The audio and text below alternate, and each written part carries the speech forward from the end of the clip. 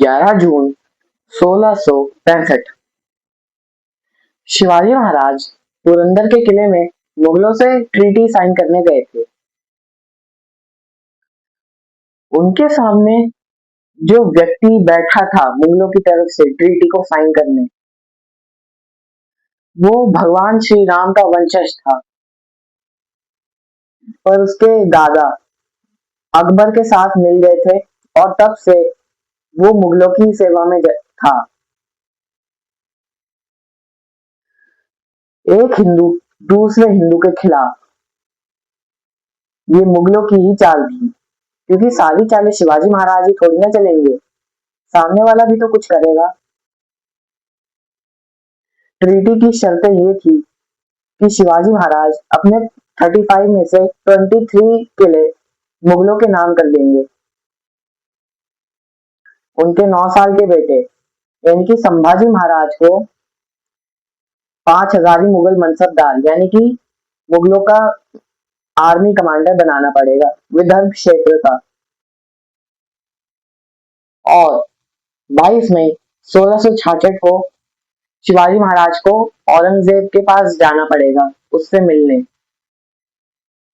और शिवाजी महाराज को मुगलों की हेल्प करनी होगी आदिल शाही और कुतुब शाही को जीतने में। पर अब आप लोग सोच रहे होंगे कि शिवाजी महाराज को एक ट्रीटी क्यों साइन करनी पड़ी? क्या मुगलों ने शिवाजी महाराज को हरा दिया था? और सबसे बड़ा सवाल, क्यों एक हिंदू जो कि साधारण नहीं, भगवान श्री राम का वंशज है, मुगलों की सेवा कर रहा था?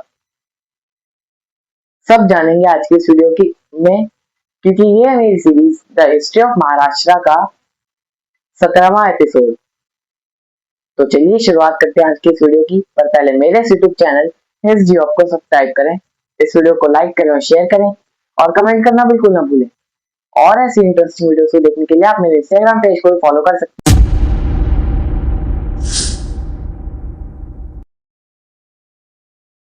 कहानी शुरू होती है 5 जनवरी 1664 से, जब शिवाजी महाराज सूरत पर अपनी एक सक्सेसफुल सर्जिकल स्ट्राइक को अंजाम देकर आ रहे थे। जब वो राजगढ़ की तरफ लौट रहे थे सूरत से, तब उन्हें एक दुखद समाचार मिला। उनके पिता शाहजी राजे भोसले की कर्नाटक के वासवपट्टनम में मृत्यु हो गई थी। शाहजी राजे भोसले की मृत्यु के बाद जो उनके सबसे छोटे बेटे थे एकोजी राजे भोसले, जो तंजावुर की जागीर को संभाल रहे थे, एकोजी को बेंगलुरु की भी जागीरें मिल चुकी थी। लेकिन इधर राजगढ़ में इस खबर को सुन के राजमाता जीजाबाई सती होने जा रही थी, लेकिन शिवाजी महाराज और संभाजी महाराज ने राजमाता जीजाबाई को किसी तरह रोका सती होने से। फिर जब ये सब चल रहा था इधर, तो उधर बीजापुर में अली आदिल शाह के मन में सदन कोंकण को जीतने के नापाक मंसूबे दोबारा से जागरूक हो रहे थे। इसके लिए अली आदिल शाह ने फिर से गोवा के पोर्चुगीज, कोडाल के सावंत, मुधोल के बाजी घोरपड़े और तंजावुर के एकोजी को अपने साथ मिलाया। इन सबको साथ में मिलाने के बाद फिर बीजापुर से 4 सेनाएं निकली दक्षिण कोंकण को जीतने के लिए। एक सेना इखलास खान की लीडरशिप के अंडर, जिसको शिवाजी महाराज ने कोडाल घुसने दिया। दूसरी सेना मुधोल के बाजी घोरपड़े के अंदर। तीसरी सेना खवास खान के नेतृत्व में, और इन सबके पीछे चौथी सेना एकोजी राजे भोसले के नेतृत्व में। जैसा कि हमने अभी देखा कि शिवाजी महाराज ने इखलास खान को तो कोडाल में घुसने दिया, लेकिन फिर शिवाजी महाराज ने सबसे पहले मुधोल पर हमला किया, जहां पर बाजी घोरपड़े वीर गति को प्राप्त हुए। शिवाजी महाराज ने फिर बाजी घोरपड़े के छोटे बेटे मालोजी घोरपड़े को मुधोल का नया राजा घोषित किया, जो कि हिंदवी स्वराज्य के प्रति अंत तक वफादार रहे। इधर खानापुर में खवास खान और एकोजी राजे भोसले की सेनाएं मिल चुकी थी।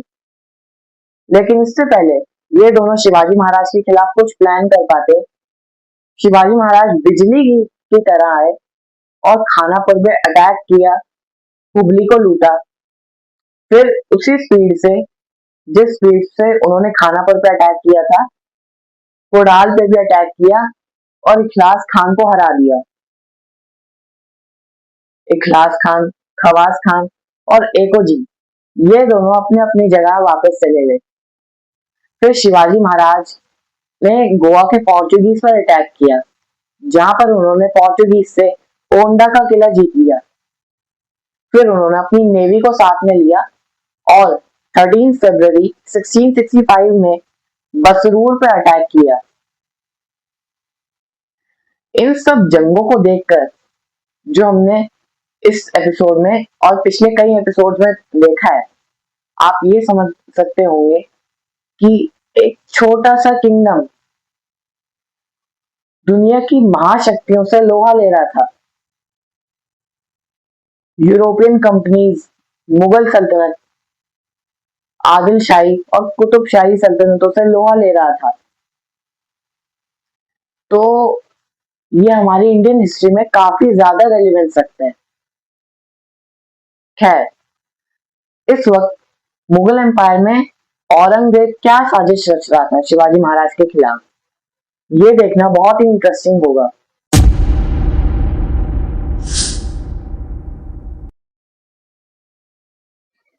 तो 1664 में जब औरंगजेब को शिवाजी महाराज के सूरत और पुणे सर्जिकल स्ट्राइक्स की खबरें मिली, तब वो गुस्से से तिलमिला उठा। अच्छा, यहाँ पर एक फैक्ट है कि जो इवेंट्स इंडिया में हो रहे थे, यानी मराठे मुगलों पर जो जो अटैक्स कर रहे थे, ये सभी इवेंट्स जो कि हमने इस एपिसोड में और पिछले कई एपिसोड्स में डिस्कस किए, ये सब फॉरेन न्यूज़पेपर्स में छप रहे थे। मतलब हम एक तरीके से कह सकते हैं कि मराठा किंगडम उस वक्त की वर्ल्ड जियो पॉलिटिक्स को अफेक्ट कर रहा था। कैसे अफेक्ट कर रहा था, ये हम देखेंगे अपने 20th एपिसोड में, जब हम शिवाजी महाराज के राज्याभिषेक के बारे में डिस्कस कर रहे होंगे। अभी के लिए इतना समझो कि औरंगजेब शिवाजी महाराज से गुस्सा हो गया था, इसलिए उसने आमेर के राजा सवाई जय सिंह को दक्कन भेजा अपने मुगल सेनापति दिलेर खान के साथ शिवाजी महाराज को रोकने। और यही सवाई जय सिंह था जो भगवान श्री राम के बड़े बेटे कुश का वंशज था। मतलब एक हिंदू के खिलाफ दूसरा हिंदू खड़ा हुआ, और ये औरंगजेब की ही चाल थी। है, सवाई जयसिंह जब दक्कन पहुंचे तो उन्होंने दिलेर खान को आदेश दिया कि पुरंदर को घेरा डालो। दिलेर खान ने पुरंदर को घेर लिया। पुरंदर के किलेदार मुरारबाजी पुरंदर की रक्षा करते करते वीर गति को प्राप्त हुए। जैसे ही शिवाजी महाराज को खबर मिली तो उन्होंने मुगलों से ट्रीटी करने का फैसला लिया, पीस ट्रीटी करने का, ताकि उनके और सैनिकों की और उनकी प्रजा की जान ना जाए। यही चीज तो उन्हें बाकी राजाओं से अलग करती है। इस ट्रीटी की टर्म्स एंड कंडीशंस को तो हमने वीडियो की शुरुआत में ही डिस्कस कर लिए थे, लेकिन ये टर्म्स एंड कंडीशंस जो वीडियो की शुरुआत में डिस्कस कर रखे हैं हमने, ये आधा सच है, क्योंकि हमारे लेफ्टिस्ट हिस्टोरियंस ने पूरा सच कभी नहीं बताया, पर हम बताएंगे। सबसे पहली कंडीशन, शिवाजी महाराज को अपने 35 में से 23 किले मुगलों को देने थे, जो कि आधा सच है। हाँ, 23 किले मुगलों को देने थे, लेकिन 23 में से 19 किले ऐसे थे जहां पर ठीक से मुगल अपनी सेना तक भी तैनात कर सकते थे। सिर्फ 4 किले, माहुली, लोहगढ़, पुरंदर और कोंढाणा, सिर्फ ये 4 किले थे जहां पर मुगल अपनी व्यवस्था ठीक से जमा सकते थे। बाकी के 19 किले मुगलों के लिए काफी मुश्किल थे। यहाँ पर मुगल अपने डिफेंसिव सिस्टम नहीं बिठा सकते थे, पर मराठे इन पर कभी भी अटैक करके इनसे ये सभी किले छीन सकते थे। दूसरी कंडीशन, शिवाजी महाराज को औरंगजेब से जाके मिलना था, लेकिन उन्होंने इसका फायदा उठाया। उन्होंने आदिल शाही और कुतुब शाही को ये दिखाया कि अब शिवाजी महाराज मुगलों के मांडलिक बन चुके हैं। मुगल अब शिवाजी महाराज को सपोर्ट करने लग गए हैं।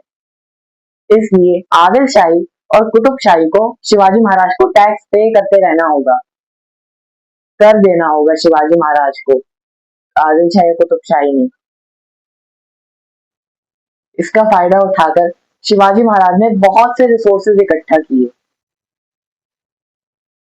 तीसरा फायदा, शिवाजी महाराज ना ही ये चाहते थे कि आदिल शाही और कुतुब शाही मुगलों के हाथ जाए, और ना ही ये चाहते थे कि ये दोनों सल्तनतें मुगलों से पीस ट्रीटी करें।